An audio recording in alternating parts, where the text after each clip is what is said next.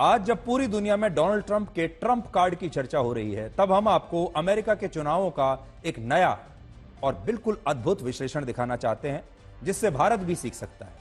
यह विश्लेषण अमेरिका के चुनावों के बारे में है, जिससे आपको दो नई बातें पता चलेंगी। पहली बात यह कि जो अमेरिका टेक्नोलॉजी के क्षेत्र में इतना आगे है, वहां लोग ईवीएम के होते हुए भी बैलेट पेपर से वोट क्यों डालते हैं। और दूसरा, अमेरिका में 200 वर्षों से एक देश एक चुनाव कैसे हो रहा है, यानी वन नेशन वन इलेक्शन, जिस पर हमारे देश में तो बहुत विवाद होता है, लेकिन अमेरिका में यह 200 वर्षों से हो रहा है। भारत के लोकसभा और विधानसभा चुनावों की तरह अमेरिका में वोटिंग के लिए सिर्फ ईवीएम का इस्तेमाल नहीं होता। अमेरिका के सभी राज्यों में वहां के वोटर्स को मतदान करने के लिए 3 विकल्प दिए जाते हैं। इनमें पहले विकल्प में बैलेट पेपर के जरिए वोटिंग होती है, जैसे हमारे देश में एक जमाने में हुआ करती थी बैलेट पेपर से। दूसरे विकल्प में बैलेट पेपर के साथ मशीन की मार्किंग से वोट डाला जाता है और इस मशीन को बैलेट मार्किंग डिवाइस कहते हैं। और तीसरे विकल्प में एक ईवीएम जैसी मशीन की मदद से भी लोग अपना वोट डालते हैं, और इस मशीन को वहां ईवीएम नहीं कहते, बल्कि वहां इसे डायरेक्ट रिकॉर्डिंग इलेक्ट्रॉनिक सिस्टम कहा जाता है, DRE। अमेरिका में सबसे ज्यादा लगभग 69.9% लोग, मान लीजिए 70% लोग बैलेट पेपर से ही वोट डालते हैं। 25.1% लोग बैलेट मशीन से वोट डालते हैं और सिर्फ 5% लोग ईवीएम जैसी मशीनों से वोट डालते हैं, जबकि उन्हें ये तीनों विकल्प दिए जाते हैं। अमेरिका में 95% लोगों को ईवीएम पर विश्वास नहीं है और वो मानते हैं कि बैलेट पेपर से वोट देना सबसे सुरक्षित है।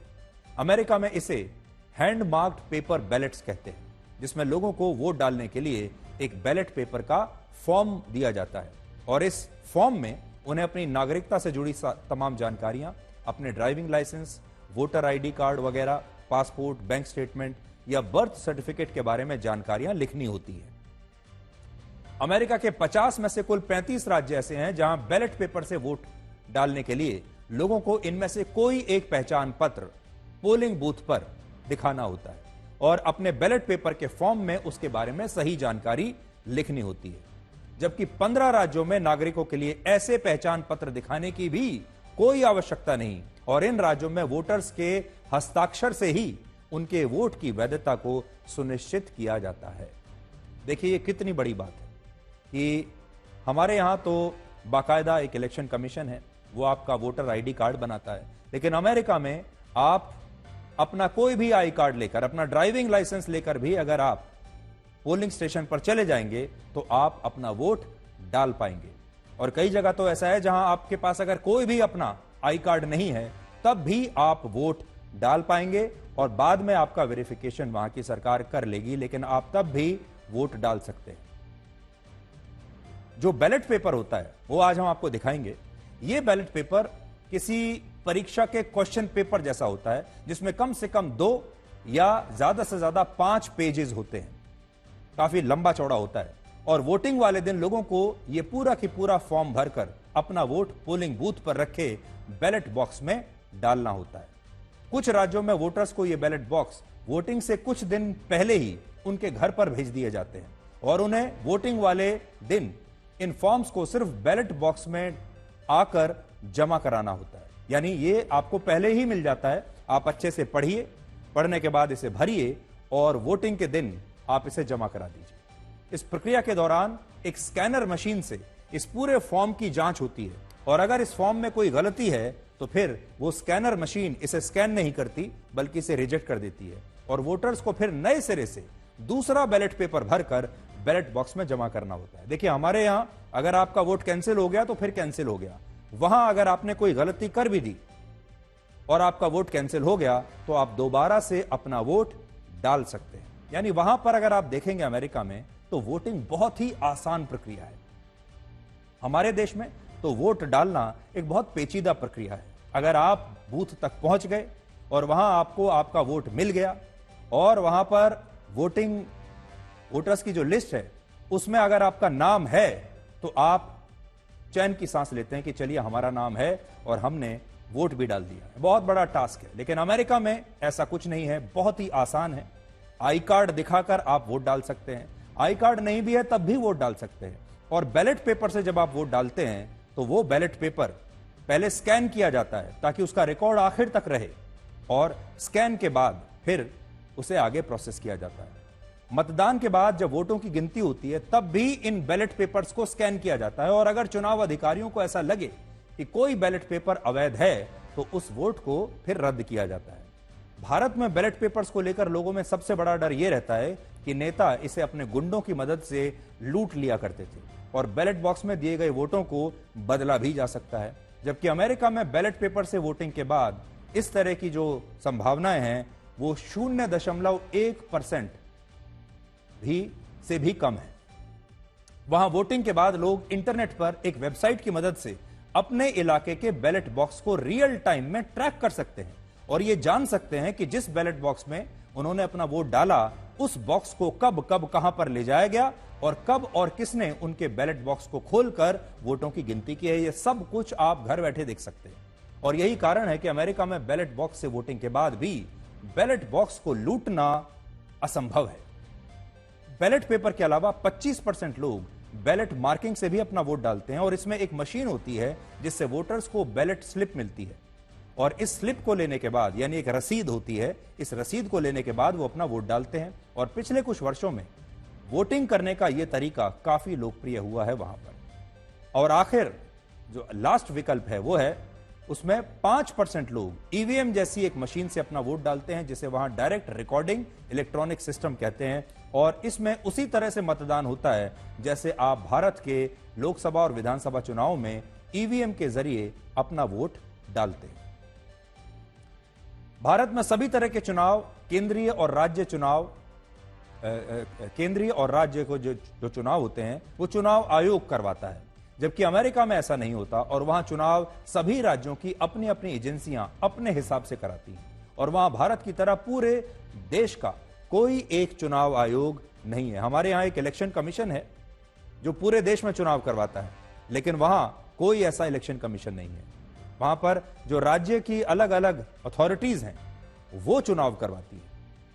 इसके अलावा अमेरिका में चुनाव की सभी तारीखें वहां का कोई चुनाव आयोग तय नहीं करता, ये तारीखें पहले से तय होती हैं। जैसे इलेक्टोरल कॉलेज का चुनाव नवंबर महीने में पहले हफ्ते के सोमवार के बाद जो मंगलवार आता है उस दिन होता है, यह तय है पहले से ही और हमेशा इसे फॉलो किया जाता है। इलेक्टर्स द्वारा राष्ट्रपति का चुनाव दिसंबर महीने में दूसरे हफ्ते के बुधवार के बाद जो पहला मंगलवार आता है उस दिन होता है और इन चुनावों के नतीजे हर 4 साल बाद 6 जनवरी को ही आते हैं और राष्ट्रपति पद की शपथ हर बार 20 जनवरी को ही ली जाती है, इसके अलावा और किसी डेट को नहीं। इसके अलावा अगर 6 जनवरी के नतीजों में किसी उम्मीदवार को बहुमत नहीं मिलता तो अमेरिका की संसद में हाउस ऑफ रिप्रेजेंटेटिव्स का एक विशेष सत्र बुलाया जाता है और इसमें वोटिंग के जरिए नए राष्ट्रपति को चुनने की प्रक्रिया शुरू होती है और अगर इस वोटिंग में भी किसी उम्मीदवार को बहुमत नहीं मिलता तो सेनेट में उपराष्ट्रपति पद के 2 शीर्ष नेताओं में से किसी एक का वोटिंग के जरिए चुनाव होता है और फिर 4 मार्च को वोटिंग में जीतने वाले उपराष्ट्रपति को अमेरिका का राष्ट्रपति चुन लिया जाता है। और 4 मार्च वही तारीख है जब अमेरिका में पहली सरकार की स्थापना हुई थी और जॉर्ज वॉशिंगटन अमेरिका के लोकतांत्रिक इतिहास के पहले राष्ट्रपति बने थे। हालांकि कुछ कारणों से उन्हें अपनी शपथ 30 अप्रैल 1789 को लेनी पड़ी थी। और भारत में एक देश एक चुनाव को लेकर जब इतनी राजनीति होती है तब अमेरिका में पिछले 200 से ज्यादा वर्षों से एक देश एक चुनाव हो रहे हैं। अमेरिका में जब लोग मतदान करने के लिए पोलिंग बूथ पर जाते हैं तो वो अलग अलग उम्मीदवारों के लिए बहुत कई तरह के चुनावों में भाग लेते हैं और वोट डालकर आते हैं। वो नए राष्ट्रपति और उपराष्ट्रपति को चुनने के लिए अपना वोट डालते हैं, फिर अमेरिका के निचले सदन हाउस ऑफ रिप्रेजेंटेटिव्स के सदस्यों को चुनने के लिए अपना वोट डालते हैं, अपने अपने राज्यों के नए सेनेटर्स को चुनने के लिए उसी दिन अपना वोट डालते हैं। इसी के साथ 11 राज्यों में वहां के गवर्नर्स को भी चुनने के लिए उसी दिन वोट डाला जाता है। स्थानीय इलाके में काउंटी बोर्ड के सदस्यों को चुनने के लिए भी वोट डाला जाता है। 13 राज्यों में स्थानीय और राज्यों की अदालतों के जजों को चुनने के लिए भी वोट डाला जाता है। और इन सारे चुनावों के साथ अमेरिका के संविधान में अगर कोई संशोधन भी होता है तो उसके लिए भी इसी बैलेट पेपर में वोट डालने का विकल्प है, जिससे आप समझ सकते हैं कि अमेरिका में कैसे इतने सारे चुनाव एक साथ एक दिन होते हैं और वहां पर कोई विवाद नहीं होता। आज मैं अमेरिका में जो बैलेट पेपर इस बार इस्तेमाल हुआ है उसकी एक कॉपी लेकर आया हूं और आपको मैं वो दिखाना चाहता हूं। आपकी स्क्रीन पर भी है, आप देखिए। ये बैलेट पेपर का एक सैंपल है जो मेरे हाथ में है, देखिए यहां आप देखेंगे। और ये क्वेश्चन पेपर की तरह देखिए, इसमें सब कुछ लिखा हुआ है और इसमें जो मैं आपको बता रहा था, अलग अलग चुनावों के लिए अलग अलग उम्मीदवारों की पूरी सूची है और आपको इन सब के लिए वोट डालना है। अगर मैं पढ़कर आपको बताऊं तो इसमें प्रेसिडेंट और वाइस प्रेसिडेंट का चुनाव है, इसमें यूनाइटेड स्टेट्स के सेनेटर का चुनाव है, रिप्रेजेंटेटिव इन कांग्रेस डिस्ट्रिक्ट 3 उसका चुनाव है, state attorney, state senator, state representative district 22 उसका चुनाव है, clerk of the circuit court and controller उसका चुनाव है, justice of the supreme court यानी सुप्रीम कोर्ट के जज का भी चुनाव है, डिस्ट्रिक्ट कोर्ट ऑफ अपील का भी चुनाव है। और इस तरीके से कॉन्स्टिट्यूशन में जो अमेंडमेंट किए जा रहे हैं उसके लिए भी इसमें आपको वोट डालना है। यह सब इसमें लिखा है। जैसे अगर मैं इसको पढ़ूं तो जो वहां के संविधान में संशोधन किए जा रहे हैं, right to fish and hunt, उसके लिए चुनाव हुआ है। अगला है adult personal use of marijuana, उसके लिए वोटिंग हो रही है। और भी कई तरह के जो अमेंडमेंट्स हैं उन सब के लिए यहां पर वोटिंग हो रही है। तो आप देख सकते हैं कि काफी लंबा चौड़ा ये बैलेट पेपर होता है, देखिए कुछ इस तरीके से। और इस सब में आपको अलग अलग पदों के लिए जो चुनाव हो रहा है, एक दिन एक ही बैलेट पेपर में आपको सब के लिए वोट डालना है। ये देख लीजिए आप, ये वहां का बैलेट पेपर है।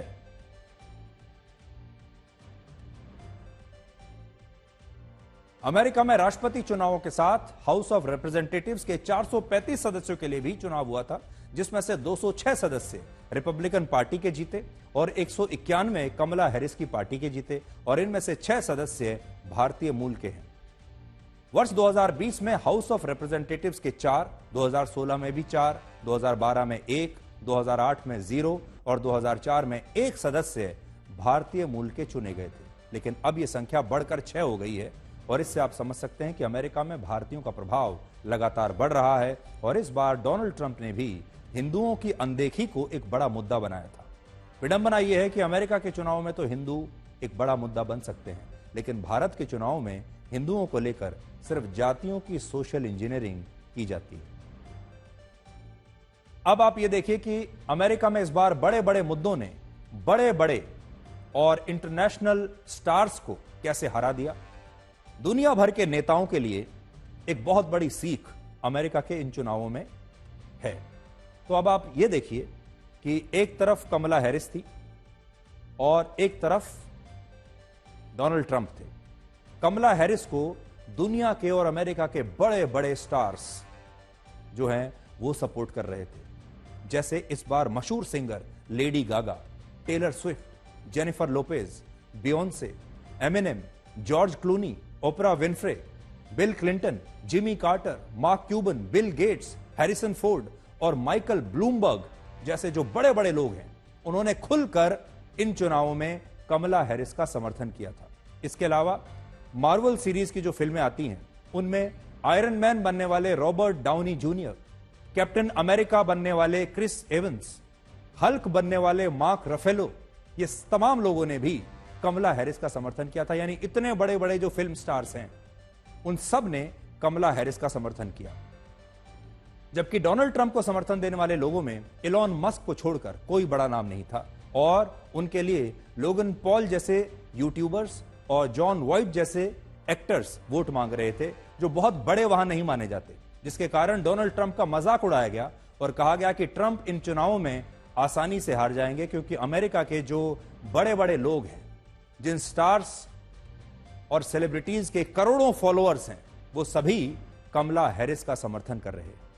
लेकिन जब नतीजे आए तो बिल्कुल उल्टा हुआ और इससे सीख ये मिलती है कि बड़े बड़े फिल्म स्टार्स और सेलिब्रिटीज के समर्थन से चुनाव नहीं जीते जाते। एक तरफ कमला हैरिस थी जिनके समर्थन में बड़े बड़े इंटरनेशनल स्टार्स थे, दूसरी तरफ डोनाल्ड ट्रंप थे जिनके पास बड़े बड़े स्टार्स की जगह बड़े बड़े और असली मुद्दे थे जो आम जनता को छूते थे, वो जानते थे कि जब वो महंगाई और बेरोजगारी की बात करेंगे तो लोग उन्हें वोट देंगे, और इस बार चुनाव में बिल्कुल यही हुआ। जनता के जो मुद्दे थे वो जीत गए और बड़े बड़े जो स्टार्स थे वो हार गए।